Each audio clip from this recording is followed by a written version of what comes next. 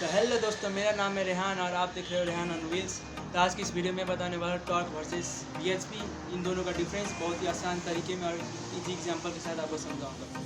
तो बिना किसी देरी के मैं आपको समझाता हूँ सबसे पहले टॉर्क का मीनिंग। ठीक है, तो देखो, टॉर्क मतलब एनएम। फॉर एग्जाम्पल आपके पास बुलेट 350 है। ठीक है, बुलेट 350 में टॉर्क ज़्यादा होता है, 27 NM का टॉर्क होता है जो हिली एरियाज में आसानी से चढ़ जाता है। और एक तुमको एग्जांपल देता हूँ, मानो कोई भी ट्रक है, उसमें किसी का कोई सा भी सामान उसमें लोड है, तो जब पहाड़ पर जब चढ़ता है ना, तो उसे बोलते हैं टॉर्क। उसमें ज़्यादा टॉर्क यूज होता है। मैं अब सिंपल लैंग्वेज में बताऊँ, टॉर्क का मतलब होता है खींचने में जो ताकत लगती है उसे टॉर्क बोलते हैं। किसी भी चीज़ को पुश करने में जो ताकत लगती है उसे टॉर्क बोलते हैं। तो उम्मीद है आपको ये समझ आ चुका होगा। तो बिना किसी देरी के मैं आपको बताता हूँ दूसरा, BHP का मतलब क्या होगा। BHP मतलब break horse power. Break horse power में आपको ब्रेक हॉर्स पावर मतलब जितना ज़्यादा होगा उतना टॉप स्पीड और टॉप एक्सेलरेशन और टॉप परफॉर्मेंस मिलेगा। फॉर एग्जांपल R15 V4 में 28 BHP का BHP होता है एंड सुपर स्प्लेंडर में 8 BHP होता है। देखो, अगर सुपर स्प्लेंडर का टॉप स्पीड 8 BHP 100 जाता है ना, तो R15 का टॉप स्पीड 155 जाता है 28 BHP का। ठीक है, उसमें होता है ज़्यादा BHP, इसीलिए रेसिंग कैटेगरी में आता है R15।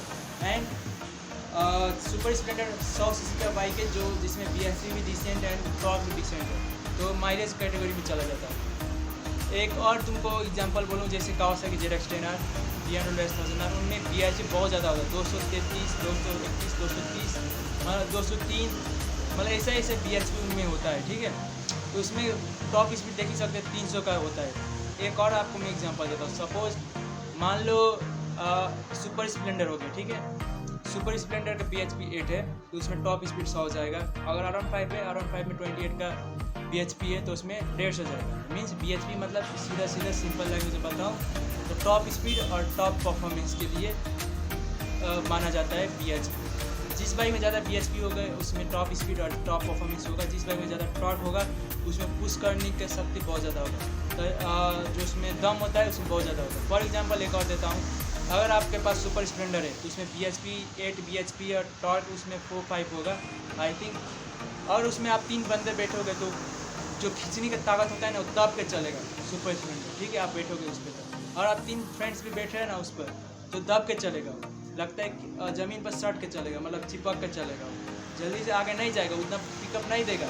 अगर आप वही बुलेट ले लो, बुलेट पर आप 1 बंदे बैठो या 4 बंदे बैठो या 3 बंदे बैठो, उसमें क्या होता है, उसमें टॉर्क ज़्यादा होता है, तो उसमें आपको आसानी से पिकअप और आसानी से पुश भी कर देता है, मतलब खींचने की जो शक्ति होता है उसमें बहुत ज़्यादा होता है टॉर्क की वजह से। तो उम्मीद है आपको समझ में आ चुका होगा। एंड अगर मैं फाइनल मेरा एडवाइस सुनो, कौन सा बाइक आपको लेना चाहिए, ज़्यादा टॉर्क वाला या ज़्यादा BHP वाला। अगर आप ज़्यादा सिटी राइड करते हो, जैसे ज़्यादा ट्रैफिक में एंड, तो उसमें आपको टॉर्क ज़्यादा लेना चाहिए। अगर आप रेसिंग करते हो, लॉन्ग राइड्स करते हो, तो उसमें आपको BHP वाली बाइक्स लेना। देखो, सिर्फ नंबर देख के बाइक लेना ये सही डिसीजन नहीं है, आपको टॉर्क और BHP समझ में आना होगा। अगर ये समझ जाओगे तो आप एक सही डिसीजन ले सकते हो बाइक खरीदने से पहले। तो उम्मीद है आपको समझ में आ चुका होगा, और ऐसे ही वीडियो देखने के लिए प्लीज़ लाइक करना एंड सब्सक्राइब करना, बेल आइकन को जरूर दबाना। ऐसे ही सिंपल लैंग्वेज में और सिंपल एक्सप्लेनर के साथ और भी वीडियो देखना चाहते हैं तो प्लीज़ कमेंट करना, और मिलते हैं नेक्स्ट वीडियो में। आज के लिए इतना ही। जय हिंद, जय भारत।